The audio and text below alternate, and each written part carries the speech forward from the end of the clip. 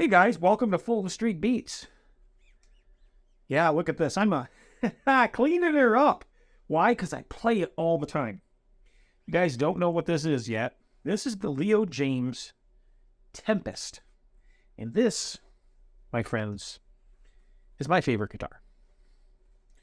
Now, I've said that before about guitars. I haven't bet it. But so far, this just blows them all away. Why? Well, we could start by talking about the features that it has, but hopefully you guys already know its features. We could talk about the sound that it has, and, well, we know it sounds great already. Or we could talk about how maybe it fits me. It fits me. That's, I guess, what I could say the best. Everything else aside, the guitar suits me and fits me the best. And I think that is what we always go for our holy grail in a guitar. Even sometimes if they don't sound the best, they could sound fantastic. But if they don't fit you, it doesn't suit you, it doesn't feel good in your hands, you're not going to be very compelled to play it, are you? This does that for me, and it just goes over the top because everything about this guitar, in my opinion, my humble opinion, is outstanding. Is the guitar 100% perfect? No, there's no such thing. And I think you all know that. I think most of you know that. You know, because what is a perfect guitar? What does it consist of? If it doesn't fit you, it's not perfect, right? It's not perfect for you. You could have the most impeccable finish ever. You put it in your hands and you don't like to play it. That's not perfect. So there's no such thing as a perfect guitar. But this is an outstanding guitar and, well, perfect for me, I guess you could say. Now, what are you getting? We'll go over the features of this again because, listen, I call this the Harley Benton Crusher, but hell, I'll call this the Ibanez Crusher, to tell you the truth. Yeah, it's that good. This one is, anyhow. And if you guys haven't, go over to Six String Stanger's channel. You're going to want to check him out. And the Tatted Bald Guy. It's his channel. Check him out. They both got these guitars also, and they really like them a lot. Now, people who don't get these and they don't like them, they might not like something about it. It's usually the fit, how it fits them. But this fits me. So let's go over some of these features. Number one, we're going to start right here. You're getting a Wilkinson M Series tremolo floating bridge with a really good sized block. Now, when these guitars come in, they do not have, they're set up, but they're in the realm. They're not perfect, as no guitar is. Really, they're not. So you always got to do a little bit of setup on these, but nothing major. You're going to have to, well, set your spring tension in the back. And as you notice, this is an active pickup guitar. Set your string tension. Make sure your bridge is level. Get it tuned up a few times. And as Six String Stanger noticed, it takes a while to get this guitar in tune. There is one big reason for that. Number one is the bridge isn't quite set right. But the biggest reason is because the strings that they use on the guitar from the factory, now I'm not saying they're bad. They're not bad strings. They sound decent. If you're used to playing 9-42s, you probably won't like them unless they've changed their strings. Who knows what you're going to get. But they need some severe stretching. I don't think I've ever had strings that needed the stretching that they required. It seems like after every note was played, you have to tune it up. And it'll throw you off if you get the guitar and go, oh, the guitar must be foobarred because it's not staying in tune. That's not the case. Give your strings a chance to break in. And once they do, they'll stay in tune beautifully, I assure you. The nut is cut perfectly. The tuners are outstanding. They look like your regular tuner. But once you turn them, you'll know that there's something special going on because they're really precise and they work really, really well. They hold tune very, very well. Yes, you can see I added my own little tools on the back here for the trem if I needed to adjust my saddle height or whatever. I got them right there. Now, the body is mahogany. It's got what they say is maple on top. I can't prove that or disprove that, so I don't know. Beautiful neck, beautiful fretboard, rosewood, and beautiful bald fret ends, stainless steel frets. Super, super nice. Amazing looking inlays. Now, that's something I can't convey to you, really, on camera.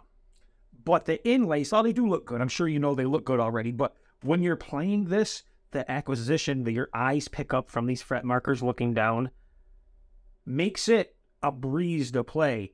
You'll want to play a lot faster, and you'll be able to play a lot faster because you can really zoom right in on those markers without looking down at your fretboard. You could play here and just look at the edge.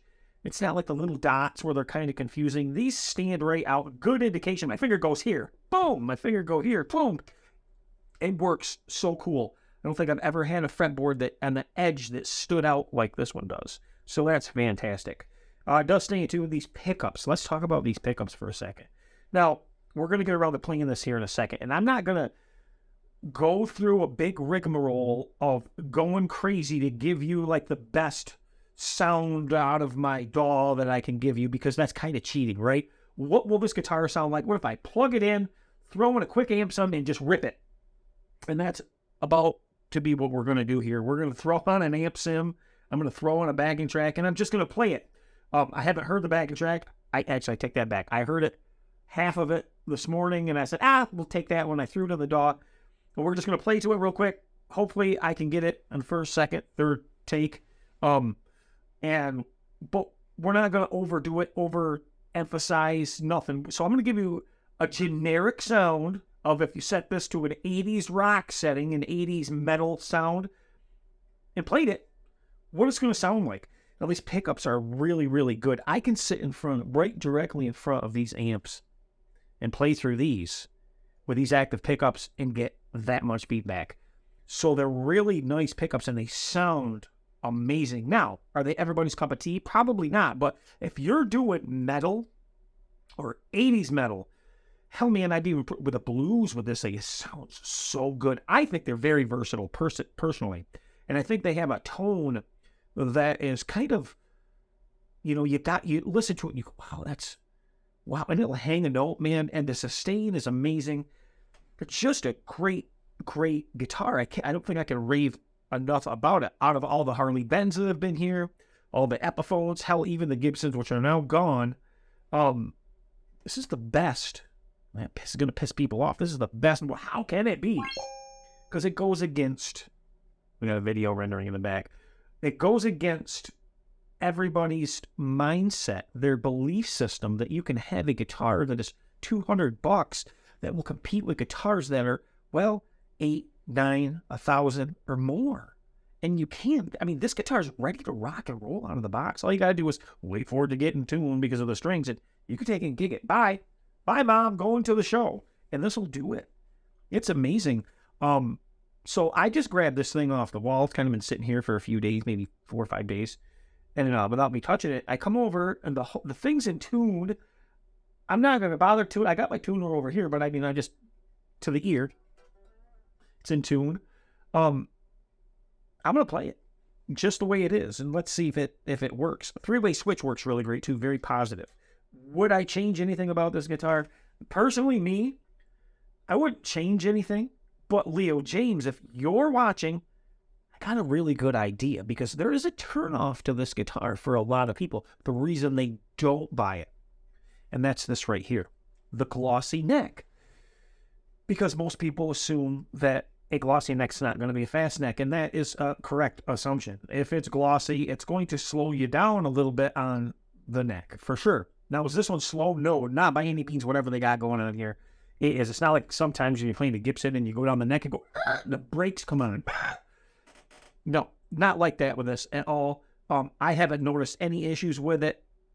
But if you put an unfinished neck or even a tung oil neck on this guitar, you'd open up to a lot more sales, because you look at this and people think shred guitar. And guys, it is. You can shred on this all day long, and it's exquisitely gorgeous. That's the thing I want to convey. This thing is exquisitely freaking gorgeous, and it plays and sounds so good. You put a faster neck on this for the guys who can shred, such as the Bald Shredder. If you haven't checked his channel out, go over there. Guys like that who can rip and shred, man, this would be right up their alley. It was kind of funny because the Bald Shredder just got a Kramer Beretta Special, because I always said how good the neck was and fast on a Kramer Beretta Special. And he got one, another $200 guitar. Now, how does this compare to the Kramer Beretta Special? It's not even in the same ballpark, brother. This thing crushes the Kramer Beretta Special. So I love my Kramers. Don't get me wrong. Everybody knows that. But this is just so much better, in my opinion. So much better. And honestly, it probably would be in your opinion too. There's just a lot more care taken on this guitar to get it to the level that it's at. And by the way, I've been over this particular guitar with a fine-tooth comb. There's not one blemish anywhere on this. Now, I don't know if everybody can say that, but this one, not a blemish. Something to take note of is the fret edge right here. They're not rolled over. They're not rolled in, but you don't notice it when you play this guitar. Bald Stinger contacted Liam James, and they said they meant to roll these over, but for some reason they sent out a batch that wasn't. Mine is not rolled in. My fretboard is not rolled in. I don't notice it whatsoever when I'm playing.